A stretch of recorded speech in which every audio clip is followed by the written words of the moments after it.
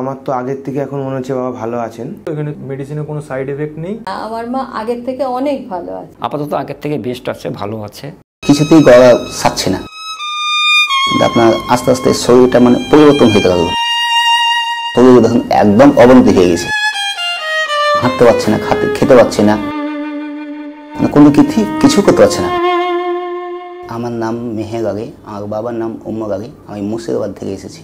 আমার বাবা আজ থেকে 6 মাস আগে হঠাৎ গলার সাউন্ড বসে যায়। আপনার এমনি ভেবেছে যে গলার সাউন্ড বসে যায় চেঁচানোর জন্য, তো ধরেন ওষুধ খেয়েছিল লোকাল ডাক্তারের কাছে। তো ডাক্তার বলল নিউমোনিয়া টাইফয়েড হয়েছে। ওর কাছে তখন প্রায় 5-6 হাজার টাকা ওষুধ খেলো, কিছুতেই গলা সারছে না। যাই হোক করতে করতে আপনার গলার ডাক্তার দেখালাম। ও বলছে না গলাতে কিছু নেই, বুকেও কিছু নেই। তারপর আপনার বুকের ইউজি করলাম, তাও কিছু ধরা পড়লো না। এবার বাবা আস্তে আস্তে আপনার গলা ও সাউন্ড ও হয়ে থেকে গেল, ঠিক হবে না। আপনার আস্তে আস্তে শরীরটা মানে পরিবর্তন হতে লাগলো, মানে নিচুর দিকে। তো আমি একদিন আমার চাচাতো ভাই র্যাবি থাকে ফার্মেসিতে, ওকে বললাম যে বাবাকে চলো হসপিটালে ভর্তি করে দেবো, ডাক্তার একটা সিদ্ধান্ত নেবে কি হয়েছে না হয়েছে, তাই ওষুধ ধরা পড়বে। তো ও বললো যে হসপিটালে ভর্তি করবে না, একটা ছবি করেছে। তো আমি ছবি করতে গেলাম ইউএসজি। তো ওই ছবি থেকে ওই ডাক্তার বললো এরকম যে ক্যান্সার আভ্যাস। তারপর যার কাছে ছবি তুলেছিলাম ও বললো 100% ক্যান্সার হয়ে গেছে। তো তারপর আপনার একটা ডাক্তার দেখালাম।